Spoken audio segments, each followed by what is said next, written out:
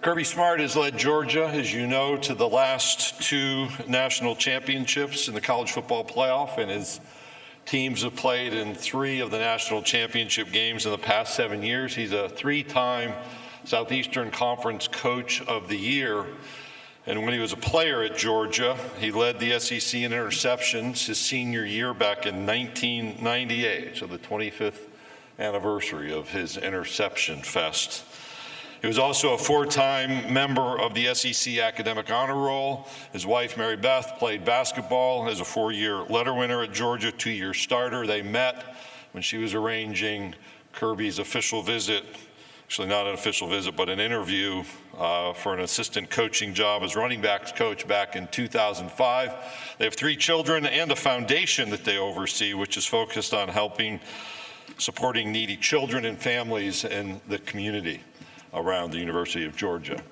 The 2-time defending national champion, head coach of the University of Georgia Bulldogs, Kirby Smart.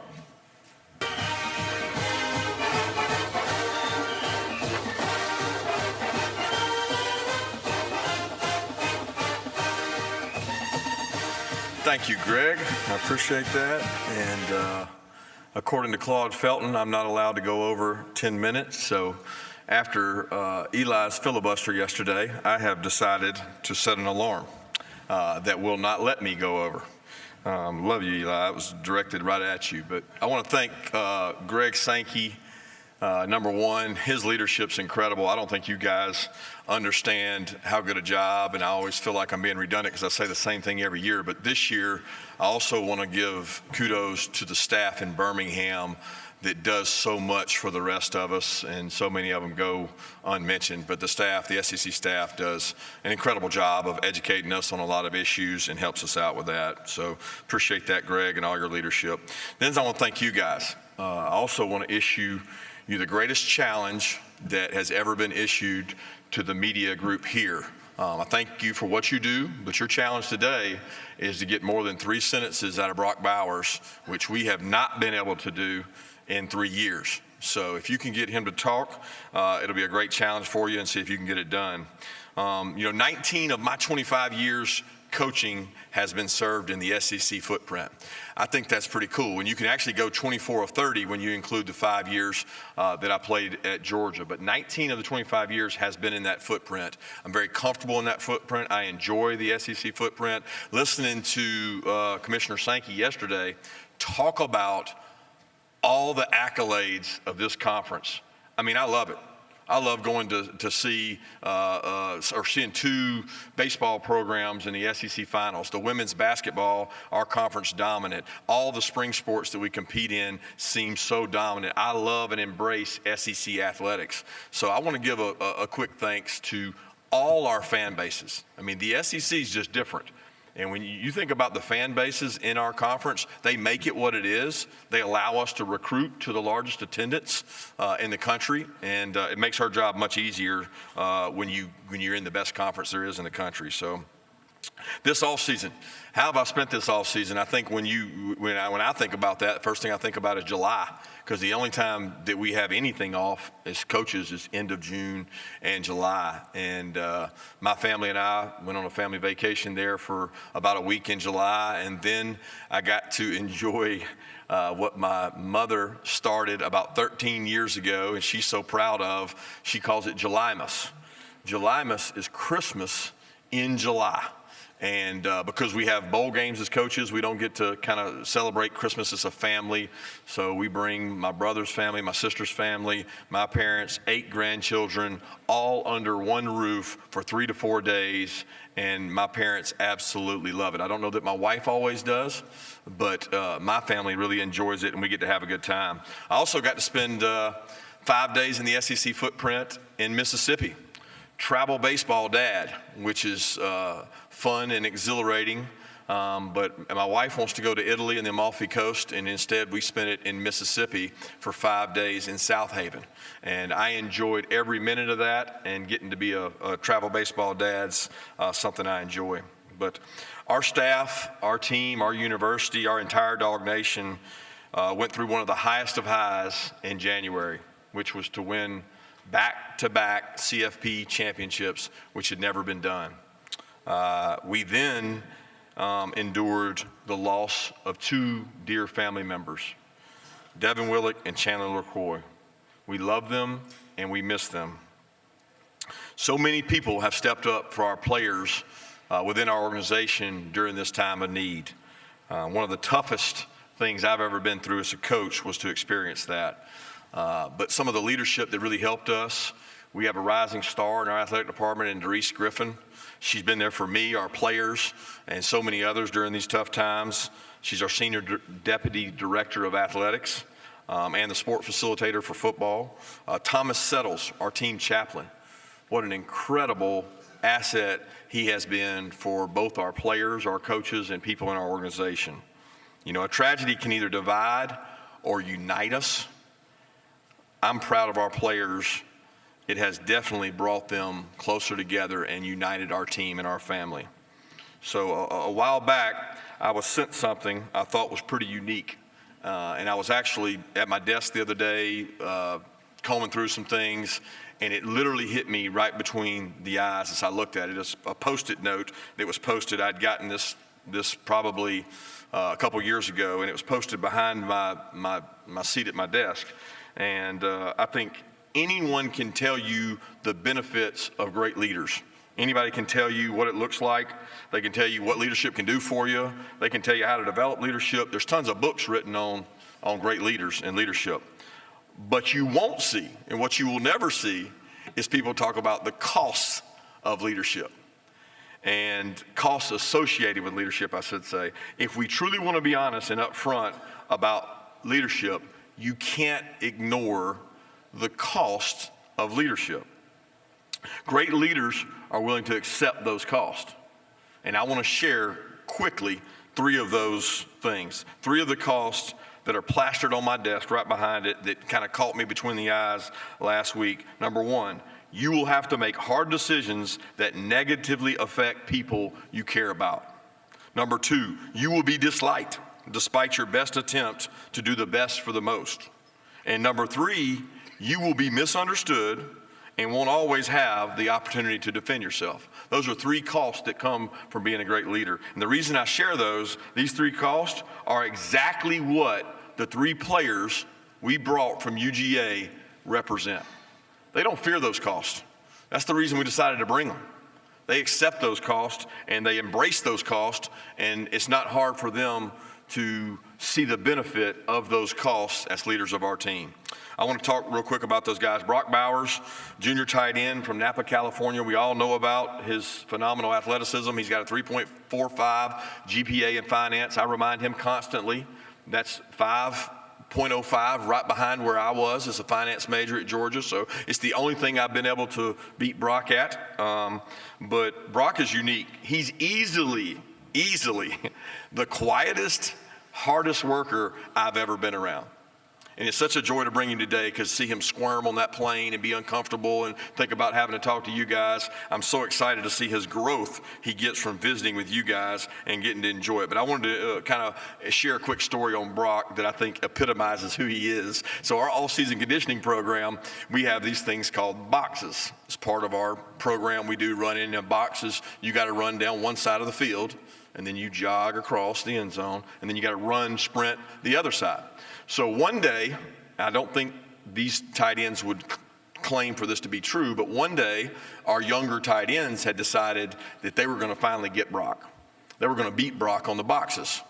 So they took turns, which you're not supposed to do, running as fast as possible down the straightaway, the 100 yards you run down the straightaway. And they were going to eventually beat Brock because while one of them was sprinting, one of the others would be resting, and they had to try to beat Brock. Well, not only did Brock win every one of those races, he beat every single one of them turn by turn by turn while they rested and waited up, and they just couldn't beat the old vet. And it just shows his work ethic and how hard he competes at everything he does and does it with silence.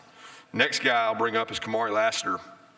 Kamari Lasker is a junior corner for us who I have tremendous respect for. He is a 2.7 GPA sports management major, and I'll say this about both Kamari and Brock Bowers. They are what we call COVID babies. They came in during the COVID class. And I shared this earlier. I think it's very unique to our place. We signed 20 high school players the COVID year. 17 of those 20 are still in our program. That's hard to find anywhere in the country. They didn't get to go on visits. They didn't get to go on official visits. These guys are the core leadership group of our team, that 17 of 20, which would be a junior class if they weren't redshirted. But Kamari's part of that class too. Kamari's got a great personality. He loves competition. He's fierce. He's a great tackler. I mean, this guy must have sent us 800 videos of himself during COVID because he wanted to prove he was worthy of a Georgia scholarship, and he earned that. Something else I'll share on Kamari that I think is unique, I sat in his skull session because I move around when we have these meetings, and he was talking about his why. And it really kind of hit me in the heart, man. It hit me right in the gut when he talked about his mom, Miss Cammie, and how much she sacrificed so that he could go to the best high school, private school, and get the best education, how many jobs she worked, how she slept on the couch at his auntie's house, an incredible job that Kamari did, explaining this, making himself vulnerable to the rest of our team and our players. I just love Kamari and everything he stands for and how he practices and how he leads our team. Then the last guy would be Cedric van Pran, senior center in New Orleans. He is an art and design major, and he wanted me to emphasize that to you guys. That's extremely unique. He's very talented. Ask him to draw something, he can do it. 3.26 GPA. He decided to return for his senior season because he wants to be the best at his position, and he loves his school. I mean, at the end of the day, this guy loves Georgia. Quick story on set I've never told anybody. We were at SoFi having the first practice for TCU. I was frustrated. I was on the mic. We weren't practicing well. We had a little bit of maybe jet lag. I felt like we weren't practicing good, and I said on the mic, "You're practicing like you don't want to be here. Nobody here is practicing like they want to be here." And then after practice, of course, I'd forgotten I said it an hour earlier. I walked by, and Cedric tapped me on the shoulder and said, "Coach Smart, you really hurt my feelings when you said that I didn't want to practice and didn't want to be here." And I thought, this dude is serious, and he remembers everything you say, and it matters to him. He cares about this team a lot, and it means a lot to him, and he's one of the best leaders I've ever been around. So before I wrap this up, I do want to speak briefly on dealing with the threat of complacency. Everybody here has talked about, you know, is the emphasis on three-peat? Is the emphasis on what are you going to do next? How are you going to top that? How do you top an undefeated season? You know, the threat for us is complacency. The first thing you have to do is acknowledge that it's a threat. Like if you acknowledge that complacency is a threat, it's the first step towards stomping it out. So we look for two things when we look for people to join our organization. I'm not talking about players. I'm talking about anybody in our organization. Do they love football, and do they embrace being part of something bigger than themselves? Are they selfless? So like we want to find people who love football and embrace a selfless role. And those two qualities, loving football and embracing being selfless, are not dependent on outcomes. Like they're not dependent on win or loss. Did I get a sack? Did I touch the ball? Like that's not what we're looking for, guys that are dependent on outcomes. We want guys that think independent of outcomes. So when you see complacency take over, it's when a team's enthusiasm and ego start worrying about outcomes. That's not what we do at Georgia. That's not what we bring into our place. That's not what we bring into the culture we want to have. We want selfless people who love football, and that's what we build around. This offseason, we've done the same thing we did the last 2 years. We've tried to change it up. So this year we studied the New Zealand All Blacks, most successful sports team in the history of really teams, over 100 years. They've had the highest winning percentage. And so we took a deep dive. We took 6 weeks. We took a title and a mantra from them and studied those things for 6 weeks because we don't want complacency. They've done it better than anybody else, and we use that. One of their big mantras is better never rests. We believe that. Those are strong words now when you think about it. Think deep on it. Better never rests. Our kids understand it. Our kids have learned it. What drives us for this season is intrinsic motivation. We're not going to be controlled by outside narratives and what people say and who's going to be the quarterback. The intrinsic motivation comes from within and what we decide to do. This team, the 2023 team, is still defining itself. We don't know where that goes. That happens over the course of the rest of the summer and fall camp, but I like where it's at. I love the buy-in. I love the fact these guys love being around each other, and they love competing, and they love football. So that's important to me. A couple points before I go to Q&A I want to hit real quick. Every full-time coach on this year's staff, listen to me carefully, every full-time coach on this year's staff was on last year's staff. Tell me the last time a national championship team can say that. The same strength and conditioning coach, Scott Sinclair, the same player development coach, Jonas Jennings, and the same athletic trainer, Ron Corson, has been at our place for 8 consecutive years, the entire time I've been there. We have 26 UGA grads on our staff. Retention for us is the key to sustaining success. Again, retention is the key to sustaining success. We can't do that without a supportive administration, and we sure as hell can't do that without a great culture of people wanting to be part of our program and pour it into our kids. So with that, I'll open it up for Q&A for you guys. And I did go over.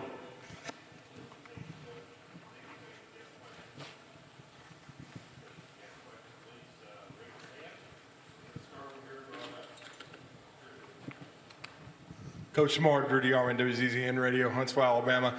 Speaking of a guy that's been in your program since the beginning, you were with Coach Saban so long.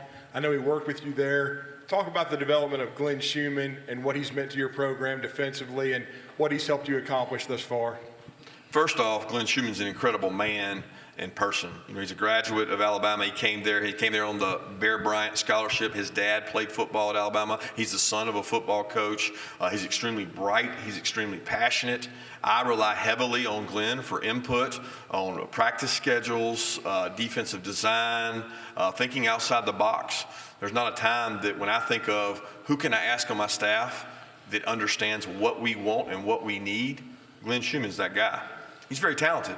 You know, and Glenn Schumann will be the first to admit he came to the University of Georgia without ever getting an on-the-field coaching position, and I was very confident in his role to do that. What has he done with that? He has produced one of the most productive inside linebacker rooms in the country, and he's one of the people that really believes in growth being a part of his process, and he continues to grow to this day.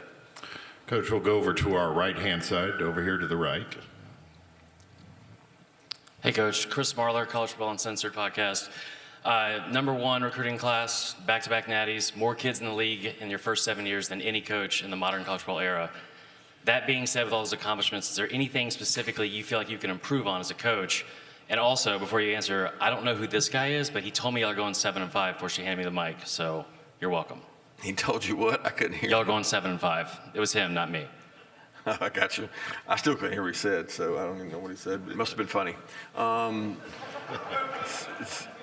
So going back to the original question of you want to know what we can do better or what I can do better, well, there's a lot of things we can do better. You know, we can play much better pass defense late in the season. We can grow as a team and continue to get better in our special teams assets. It's like a constant improvement for us, right? Better never rests. And we firmly believe that. So, you know, we've done a lot of studies this offseason at things we can do better and things we can improve on. And our kids understand that we don't want to be just a football factory. We want to produce people that are quality citizens that do a great job in the community. And I'm constantly evolving as a coach, and I've talked about it several times here today, that I think the best thing I've done is allow coaches to do their job. Take a step back and say, you know what? Maybe it's not better that I sit in this meeting and tell somebody what I think they should do. It's probably better that I let them do it and just oversee it and spend more time with the players so that I know Kamari Lassiter's why. I know Brock Bowers' why. I know Cedric van Pran's why, because I can probably get more out of them by spending more time with them as players. Okay, Coach, we'll go right in front of me, about 3 rows back. Right here, Austin Hannon, Bama Central. You talked a lot about complacency after winning back-to-back national championships. You obviously did the same thing at Alabama as defensive coordinator in 2012 and 13. what lessons are you maybe taking from, that part of your career, and maybe what lessons are you taking from Saban in battling that complacency? I can't even remember that far back. I'll be honest with you. I don't remember that next season or anything that carried over from that season, because you're not thinking about the last season. And I think sometimes as media, you guys want to make it about, well, what are you going to learn? How are you going to combat this? Like, all we're thinking about is the next 24 hours.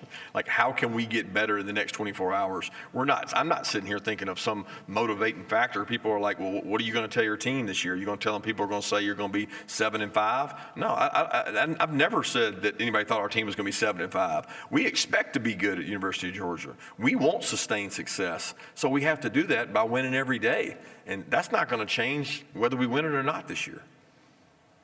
Okay, we'll go right here in front, second row, Pat. Kirby, Pat 40 from Sports Illustrated. You touched on the tragedy, obviously, that hit your program there, but you've had a number of traffic-related incidents since then. Are you disappointed that your players don't seem to have gotten a message from that? I'm disappointed anytime we have traffic incidents. It's very evident when you look at it. We've had traffic citations and incidents throughout the history of being at the University of Georgia. And we actually don't have more now than we've had in the past. So what concerns me most is the safety of our players, all right? And when you drive at high speeds, it's unsafe. And we don't want that to happen. We're going to do all we can to take that out and make sure that's eradicated. But I'm also smart enough, Pat, to understand and know that 18 to 20-year-olds is when this happens. When it happened to me as a student athlete. That's when speeding happens. What we want to do is take that out and make it safe and not have high speeds. If somebody's going to get a speeding ticket, it should not be a super speeder. All right, Coach, we'll go over here in front of me, about 4 rows back on the aisle. Kirby, JoeGoodmanAO.com. You mentioned retention was the key to y'all's success. What's the secret there for you? How are you getting everyone to stay at Georgia with you? Well, and everybody doesn't stay at Georgia. We have all kinds of analysts and turnover in other spots, but making sure people enjoy their work environment, right? Like, I want to come to work each day. And a lot of the motivation to come to work and enjoy it is that you enjoy your time with your family. So I'm always trying to find an innovative way, and I've had people outsource this, like come in and tell me how we can use our time more efficiently, and therefore our coaches get to be with their families and enjoy their families, so that when they are here, they're more passionate about their work and they want to stay. You know, the college calendar, the coaching calendar it's one of the toughest things out there. I mean, go ask an NFL coach. They'll tell you, they'll laugh and say, it's crazy what you guys do. Well, I want to make it enjoyable for our coaches so that they feel good and they want to stay and they can bring their family to every event we have and let their kids run around and enjoy it. That's important to me because I want my kids around as well. So the retention part is letting them do their job and making their job more enjoyable. Coach, we'll go over here to the middle section on the right side. Hey Kirby, Andy Witchery with On3. The Classic City Collective is one of 7 collectives that plans to introduce a revenue sharing model. What are your thoughts on potential revenue sharing in the future? I'm not an expert on revenue sharing. I do know that our Classic City Collective has been on the cutting edge of sharing information, trying to get best practices, trying to find a better way. I've been, a big proponent of, like, why can't, just like we talk across different programs to figure out the best way to run a defense or do an offensive play or study, like, let's figure out the best practices of this so that we can get some uniformity among them and try to grow it that way. But that may not answer your question because I'm not an expert on revenue sharing or the way it would be set up. All right, we'll go straight in front of me. Dennis, go ahead. Dennis Dodd, CBS Sports. Kirby, you're talking about the retention rate, that 85% of those COVID babies sticking around. How hard is that in any given recruiting cycle to get that kind of hit rate? It's only that hard if you don't recruit the right people. So I'm proud of the fact that 17 of 20 guys are still in our organization from a COVID year in which we didn't get to host an official visit. They didn't get to go and do unofficial visits. And we've retained those guys because we've invested in them as freshmen.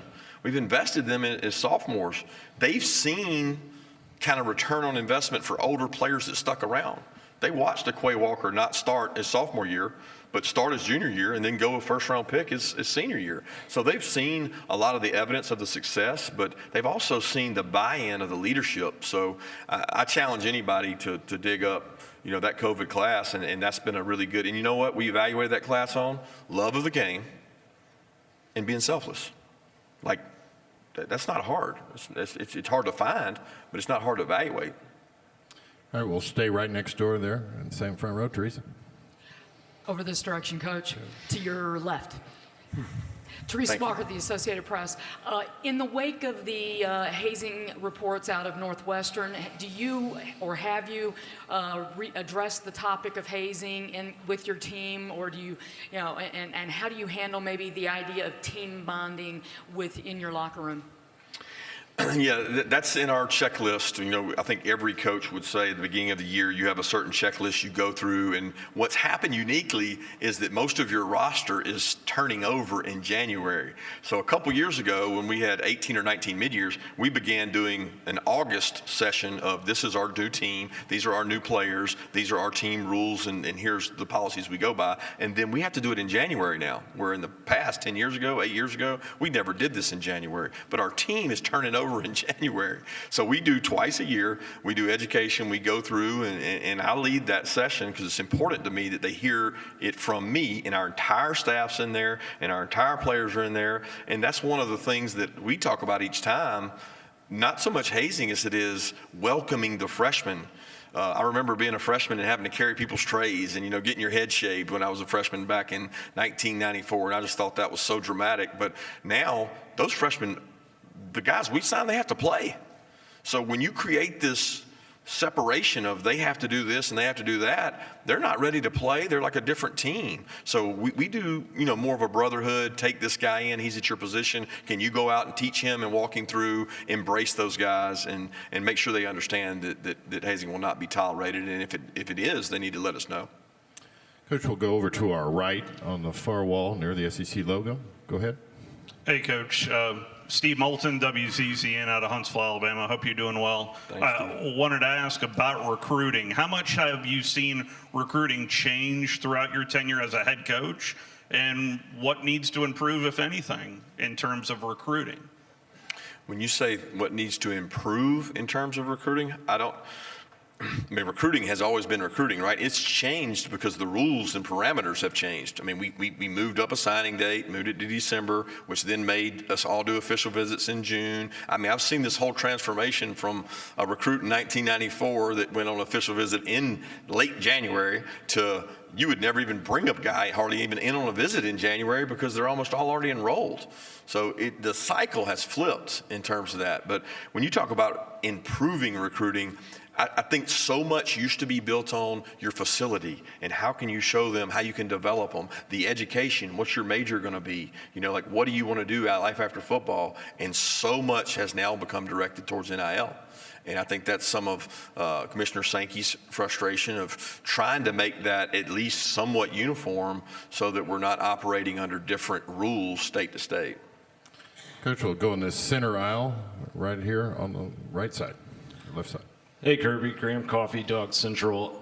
You guys have run as many multiple tight end sets as anyone over the last couple of years. With Darnell Washington moving on, is that something that you guys will continue because it's in your philosophy, or with the personnel changes, do you think we will see less of those multiple tight end sets? Very simple answer to that question. We're going to play the 11 best players that give us the opportunity to be successful. If that's 7 wideouts, if that's 2 running backs, if that's 4 running backs or 2 tight ends or 13 personnel, we can go through all the numbers. Every offensive coach will tell you and every head coach will tell you we're going to get the best football players on the field. And last year, Darnell Washington and Brock Bowers were 2 of our best football players. That's probably yet to be determined this season. All right, we'll go down here to our mine near left. Good morning, Johnny Ballpark Franks with Franks Media here in Nashville. Earlier you alluded to being the only program to win consecutive national titles in the college football playoff era. Since 1936 at the Division I level, no team has won 3 straight since Minnesota in 1936. 12 teams have attempted to duplicate that, but have come up short, including one you were part of in 2013 with Alabama. If Georgia is indeed the last team standing this year, what would that mean and represent for you personally and also for the Georgia program? It would be a lot of hard work that had been acknowledged. I think we're a long way from that. So to make that assumption or that theory relevant, we would have to get to that point in time. But I can assure you, if we get to that point, I'm going to be worrying about the next day's work more than I am the achievement. Coach, we'll take one final question here to your right in the middle section. Kirk. Kirk Bowles from the Austin American Statesman, right in front of you, Kirby. Thank you. I was curious if you talked to your team about history, if you're a history major in college football, and talk about, trying to do something that hadn't been done since the 1930s and the relevance of all that. We have not addressed that with them. We've certainly looked at some three-peat scenarios of teams like the Bulls and different sports teams that they might actually know about. No offense to the Minnesota 1935 team, but I don't know if it's going to resonate with my audience. So we're going to try to, I don't care about the three-peat, the two-peat, or the one-peat. I care about complacency. And if the focus is on that and outcomes, I think the rest will take care of itself in terms of allowing our guys to focus on being the best they can be. Coach Smart, thank you for your time this morning. Thank you, guys.